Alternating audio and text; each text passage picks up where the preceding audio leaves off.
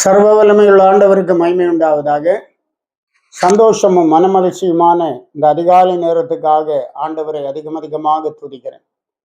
தேவனாகிய கர்த்தர் எவ்வளவோ பெரிய தேவனாய் இருந்தோம் தாழ்மையுள்ள நம்மை நோக்கி பார்க்கிற ஆண்டவராக இருக்கிறார். ஆம், அன்பான தேவ பிள்ளைகளே, இந்த அதிகாலை நேரத்தில் கர்த்தர் உங்கள் ஒவ்வொருவரையும் நோக்கி பார்க்கிற கர்த்தராக இருக்கிறார். இந்த வேளையில நம்முடைய தியானத்துக்காக தெரிந்து கொண்டதான வேத பகுதி 1 ராஜாக்கள் புத்தகம் 18வது அதிகாரம் 39வது வசனம்.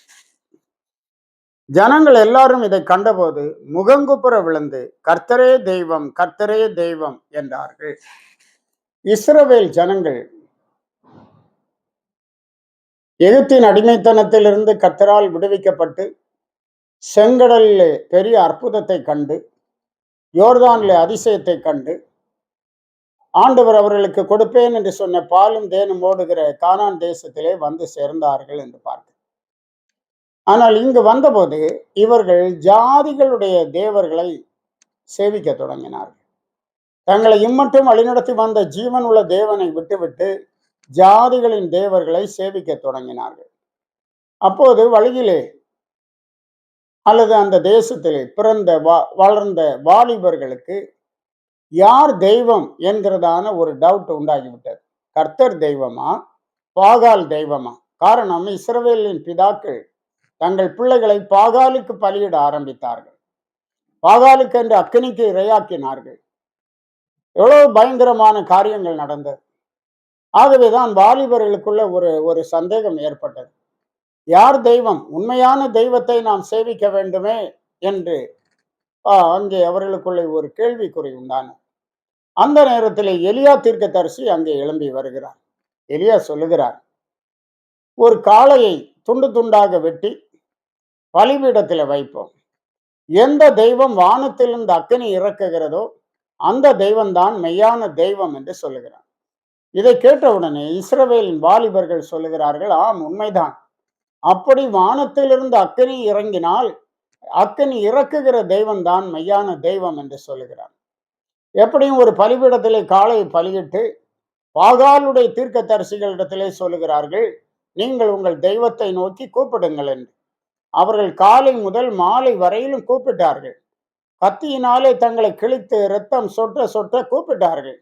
இப்படியெல்லாம் கூப்பிட்டும் மாலை வரையிலும் அந்த பாகால் என்கிற அந்த அந்நிய தெய்வத்தினாலே அவர்களுக்கு உத்தரவு கொடுக்க முடியவில்லை. அப்போது அவர்களால் முடியாததை கண்டு அவர்கள் விலகிவிட்டார்கள். அந்த நேரத்திலே அந்திப்பலி செலுத்தப்படுகிற நேரம். எலியா வந்தார். பலிபீடத்திலே காளையை வைத்தார். பலிபீடத்திலே விறகுகள் அடுக்கப்பட்டது. பலிபீடத்தை சுற்றிலும் ஒரு வாய்க்காலை வெட்டி அங்கே குடத்திலே தண்ணீர் ஊற்றப்பட்டது. அந்த நேரத்திலே எலியா ஆண்டவரை நோக்கி ஜெபித்தார் என்று பார்க்கிறோம். என்ன ஜெபித்தார் தெரியுமா? 36வது வசனத்திலே படிக்கிறோம். அந்திப்பலி செலுத்தும் நேரத்திலே தீர்க்கதரிசியாகிய எலியா வந்து, ஆபிரகாமுக்கும் ஈசாக்குக்கும் யாக்கோபுக்கும் தேவனாகிய கர்த்தாவே, இஸ்ரவேலிலே நீர் தேவன் என்றும் நான் உம்முடைய ஊழியக்காரன் என்றும் நான் இந்த காரியங்களை எல்லாம் உம்முடைய வார்த்தையின்படியே செய்தேன் என்றும் இன்றைக்கு விளங்க பண்ணும் என்று ஆண்டவரை நோக்கி ஜெபித்தான். கர்த்தாவே, நீர் தேவனாகிய கர்த்தர் என்றும் தேவரீர் தங்கள் இருதயத்தை மறுபடியும் திருப்பினீர் என்றும் இந்த ஜனங்கள் அறியும்படிக்கு என்னை கேட்டருளும், என்னை கேட்டருளும் என்று ஆண்டவரை நோக்கி விண்ணப்பம் பண்ணினான். அப்பொழுது கர்த்தரிடத்தில் இந்த அக்கினி இறங்கி அந்த சர்வாங்க தகன பலியையும் விறகுகளையும் கற்களையும் மண்ணையும் பட்சித்து வாய்க்காலில் இருந்த தண்ணீரையும் பட்சித்து போட்டது என்று பார்க்கிறோம். அந்த வேளையிலே தான் அந்த ஜனங்கள் எல்லாரும் இதை கண்டபோது முகங்குப்புற விழுந்து கர்த்தரே தெய்வம், கர்த்தரே தெய்வம் என்று ஆர்ப்பரித்தார்கள் என்று பார்க்கிறோம். இந்த காலை நேரத்திலும் கூட உண்மையான தேவனை நோக்கி நாம் ஜெபிக்க வேண்டும். உண்மையான தேவனை நாம் ஆராதிக்க வேண்டும். உண்மையான தேவனை நாம் கண்டுபிடிக்க வேண்டும்.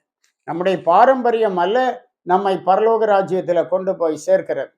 உண்மையான தேவனை நீங்கள் பற்றி கொள்ளும் போது நிச்சயமாக இந்த உலகத்திலும் கர்த்தர் நடத்துவார், மறு உலகத்திலும் ஆண்டவர் உங்களை கொண்டு போய் சேர்ப்பார்.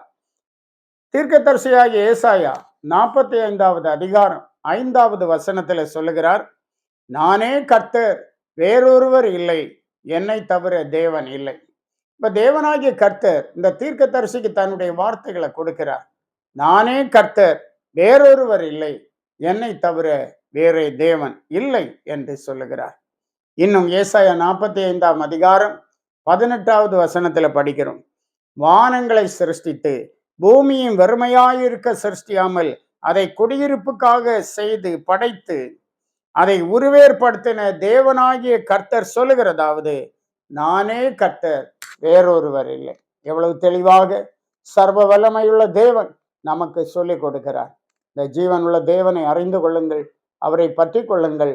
ஆண்டவரே, இயேசுவே, உமக்காக என்னை ஒப்பு கொடுக்கிறேன் என்று இந்த காலை வேளையிலே ஆண்டவருக்கு உங்களை ஒப்பு கொடுங்கள். கர்த்தர் பெரிய காரியங்களை செய்து உங்களிலே மகிமைப்படுவாராக. ஜெபிப்போம். உன்னதங்களில் வாசம் பண்ணுகிற எங்கள் பரிசுத்த பிதாவே, நன்றியோடு துதிக்கிறோம், ஸ்தோத்தரிக்கிறோம். நீர் சர்வ வல்லமையுள்ள தேவனாய் இருக்கிறீர் ஆண்டவரே. நானே தேவன், வேறொருவர் இல்லை என்று சொல்லி எவ்வளவு தெள்ள தெளிவாக எங்களுடைய வாழ்க்கையிலே ஆண்டவரே எங்களுக்கு உம்மை வெளிப்படுத்தி இருக்கிறீர் ஆண்டவரே.